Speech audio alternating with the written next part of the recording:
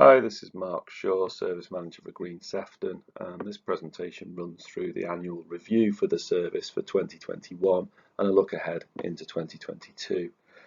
As previous, we've set our vision of improving the quality of all life in the borough, aspiring to a 2030 vision, which we adopted when the service was created in 2018-19, and we aligned that with the service, the overall vision for the council with 8 pillars, which are grouped into people, place, and productivity.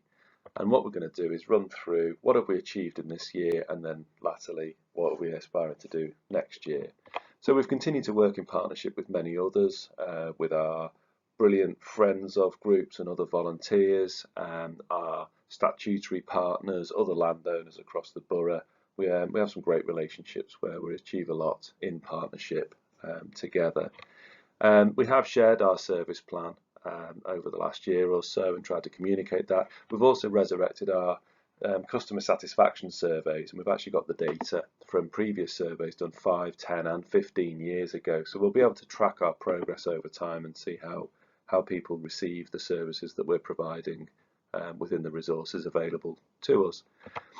We've undertaken further public consultations specifically about developing an allotment strategy to develop Coronation Park, Hesketh Park and Ainsdale Beach, amongst others.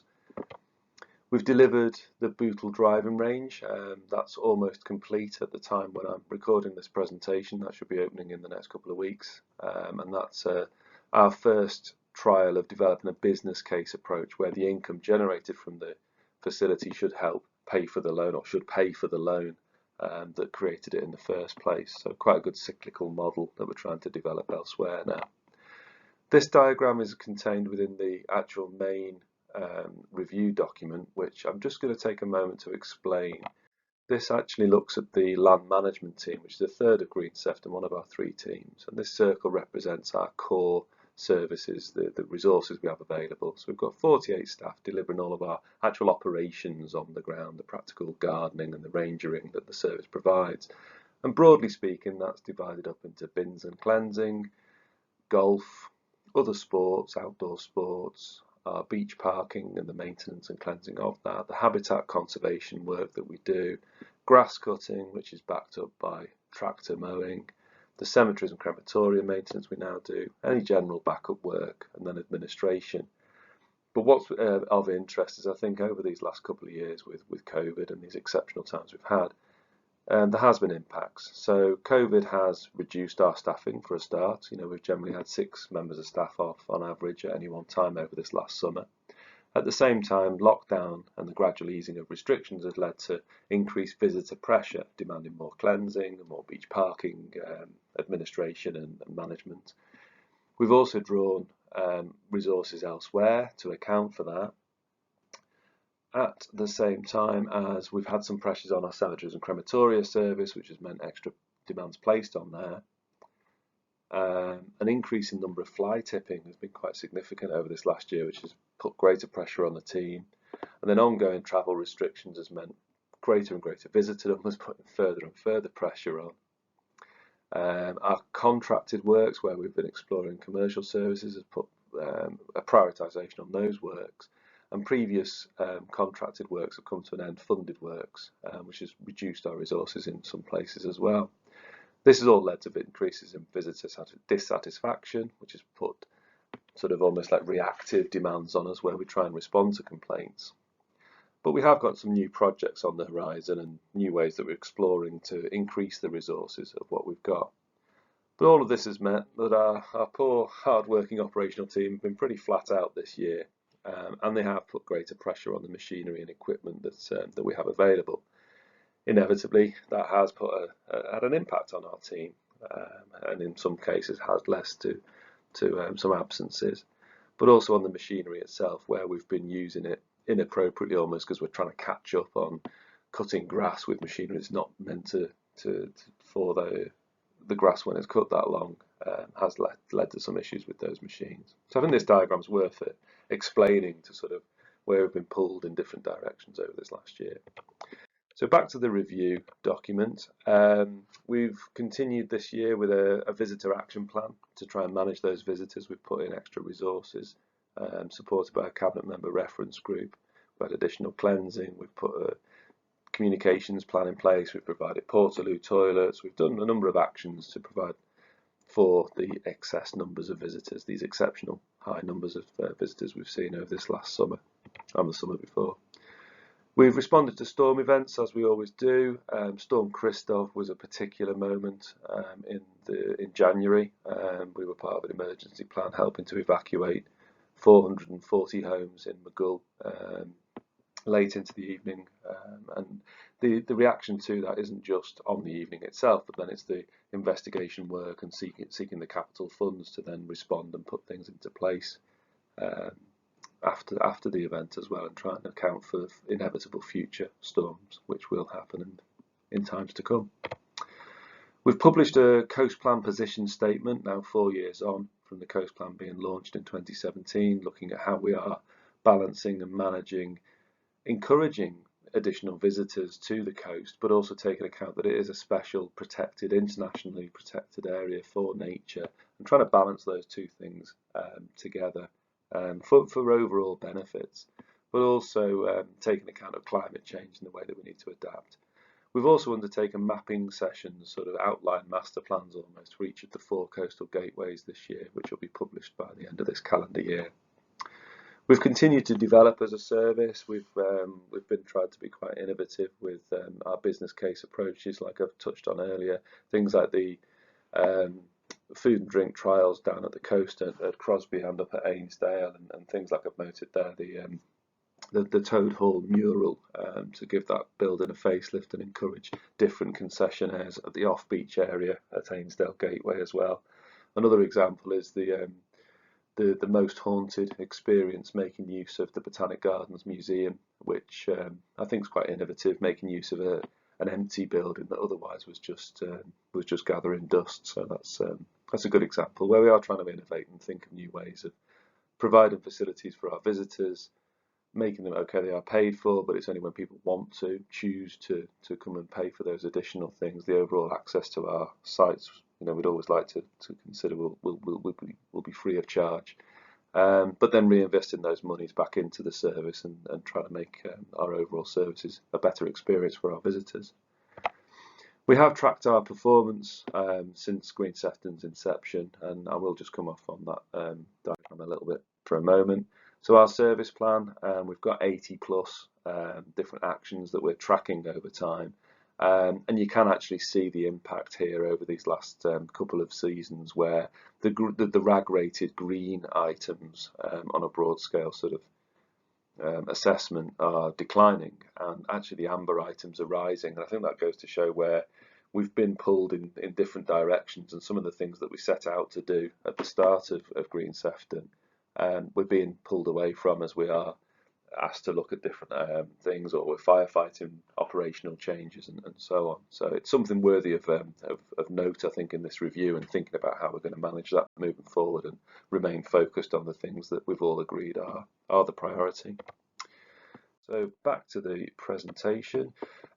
We've continued to contribute to the Council's Climate Change Working Group. Obviously landscape is fundamental to mitigating for climate change, for adapting, for inevitable changes, and we've been the voice for landscape and for nature on the group to date, and I'd love to think we'll continue to do that moving forwards as well.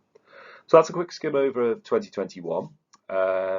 Into 2022, we'll continue to develop our communications plan, carry on with customer satisfaction surveys. That's really important that we align to where people want to see the service and understand what they would like to see and what they want to see more of or less of. Ensure that we are still COVID secure. We are still going through the pandemic, so we want to keep our staff safe and of course our visitors to our sites as well. Our staff capacity is something we look to constantly sort of try and increase the numbers on the ground.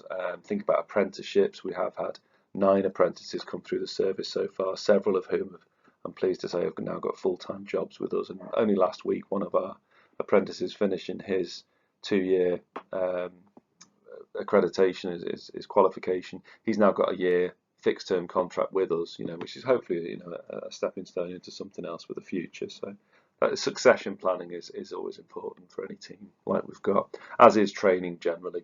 We've got people using machinery, we've got them using chemicals and so on out in the public environment. We've got to make sure that people are absolutely trained and qualified and certified appropriately.